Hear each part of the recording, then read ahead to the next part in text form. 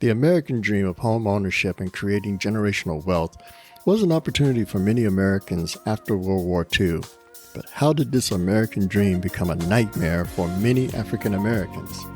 Welcome to Our History Now podcast, where we bring you our history to understand the present and prepare for the future. I'm Carl, podcast writer and producer. New podcasts will be posted regularly, so subscribe and be notified when new episodes are available.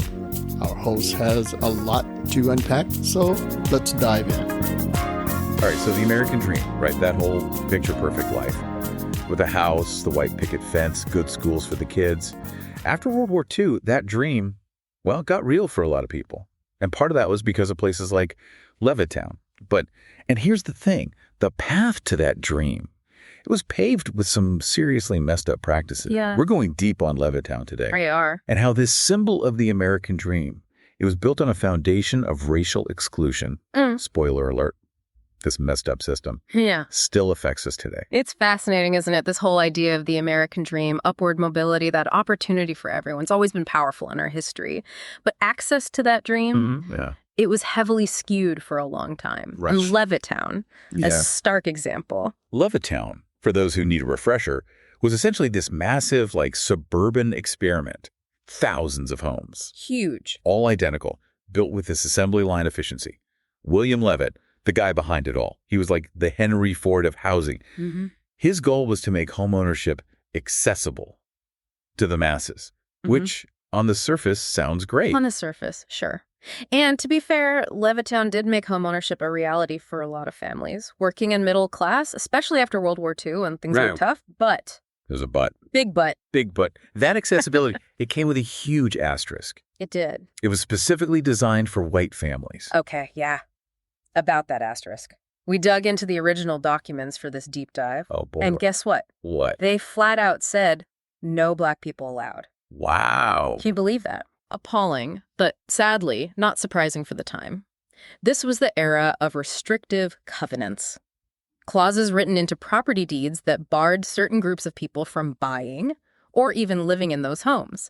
And these weren't vague clauses either. They explicitly stated that homes could only be sold to, and this is a quote, members of the Caucasian race. Wow. That's just, it's infuriating. It is. It's like they were intentionally trying to build a system that kept people trapped. Yep. So it wasn't just about keeping Levittown white, was it? No. This was a whole web of discriminatory policies designed to keep black families from getting ahead. Precisely. And these practices, not unique to Levittown. Oh, right. Our sources highlight other suburban developments. Same playbook. Lakewood, Park Forest, Rollingwood, the list goes on. These communities, they were marketed as these idyllic havens for families, but they were havens built on exclusion. And to really drive home the point, they were using tactics like redlining. Right, absolutely. Imagine this. Banks literally took maps, right? And they drew red lines around neighborhoods they considered hazardous for investment, which basically meant anywhere black families lived. Talk about blatant discrimination. This practice made it nearly impossible for black families to secure mortgages in these desirable areas, further perpetuating segregation and inequality. So they were deliberately shutting people out of the housing market, which meant they were also shutting them out of the opportunity to build wealth through homeownership. Exactly. And this is where the long-term consequences of these practices become even more insidious. Think of it like this.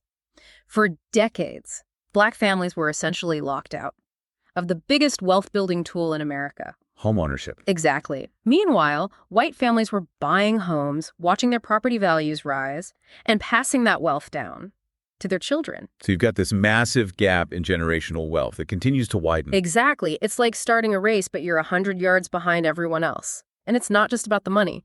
Homeownership often translates to better schools, access to credit, even things like health outcomes. It's not just ancient history. These practices from decades ago still cast a long shadow. On our communities today, we see the echoes of redlining, restrictive covenants, and the persistent racial disparities in wealth, education, and opportunity. Unfortunately, yes.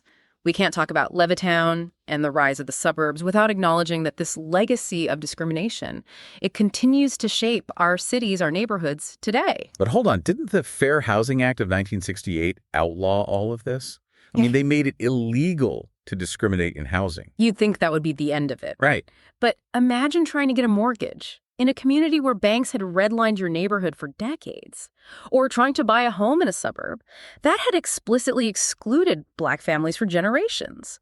The law changed, but the system and its biases, much harder to dismantle. So even if you remove the discriminatory laws from the equation, the playing field's still uneven. Because of the lasting effects of those policies, it's like saying, okay, the race is on, but some runners, they're still forced to wear those heavy weights while others are sprinting ahead. That's a great way to put it.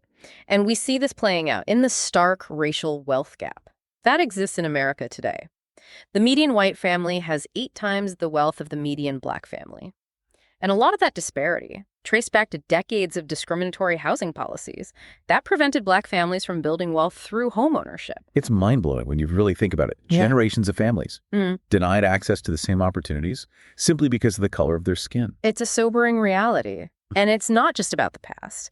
These historical injustices, they continue to have a ripple effect on the present, influencing everything from access to quality education and healthcare to employment opportunities, even exposure to environmental hazards. It feels like we've uncovered this deep-rooted system that's been incredibly difficult to dismantle. So where do we go from here? What can we do to address this legacy of housing discrimination and create a more equitable future? That's the million-dollar question, isn't it? There's no easy fix, no magic wand to erase decades of systemic oppression. But acknowledging the problem, understanding its roots, that's a crucial first step. Okay, so awareness is important. But what about action? What concrete steps can we take to level the playing field? Well, for starters, we need to address the issue of affordable housing. The lack of affordable housing options is a major barrier for many families, especially in communities of color, that have historically been shut out of homeownership. We need policies that incentivize the development of affordable housing, combat discriminatory lending practices, and promote equitable access to housing opportunities. So building more affordable housing is essential, but it's not enough to just throw up buildings, is it? We need to make sure those homes are located in good communities, right? With good schools, parks, access to jobs, the whole 9 yards. You're absolutely right. We can't just replicate the mistakes of the past, Building affordable housing in isolated neighborhoods without the resources they need, it has to be intentional. Creating diverse, inclusive communities where everyone has a chance to thrive. And that means tackling those discriminatory lending practices head on. We can't have banks and lenders still using those redlining tactics to keep people of color from getting mortgages. Exactly. Access to fair lending. It's crucial. Hold lenders accountable for those discriminatory practices. And we need policies that promote equal access to credit for everyone, regardless of race or where they live. And let's not forget about education. Good schools. They're like the cornerstone of strong communities. We're serious about breaking this cycle of inequality, right? Then we have to invest in high-quality public education for all kids. I couldn't agree more. We need to address those funding disparities between school districts. But it goes deeper than just money. Supporting teachers, diversifying the curriculum, dismantling those invisible barriers that prevent students of color from reaching their full potential. It's like this deep dive into Levittown. It's revealed this tangled web of issues. Yeah. And it's going to take a multi-pronged approach to untangle it all, dismantle those oppressive systems, and build new, more equitable ones in their place. It's a daunting task, no doubt, but understanding our history, shining that light on those past injustices and how they still impact us, it's the first step towards a more just and equitable future. It really is. As we wrap up our deep dive here, I keep coming back to this question. What's our role in all of this? It's easy to feel overwhelmed by how big these problems are. What can we do as individuals to be part of the solution? That's the question, isn't it? The one I hope our listeners will really grapple with. Real change. It takes more than just policies and laws. It requires individual action. We need to look inward, examine our own biases, and challenge discrimination when we see it. Advocate for change in our communities. Support organizations fighting for affordable housing. Speak out against those discriminatory practices. Make your voice heard on these issues. It's a collective effort. We all have a part to play in building that future where the American dream is actually within reach for everyone. Absolutely. The future isn't set in stone. It's shaped by the choices we make today. Let's choose to build a future where everyone has an equal opportunity to thrive. And on that note, we'll leave you with this final thought. What will your contribution be?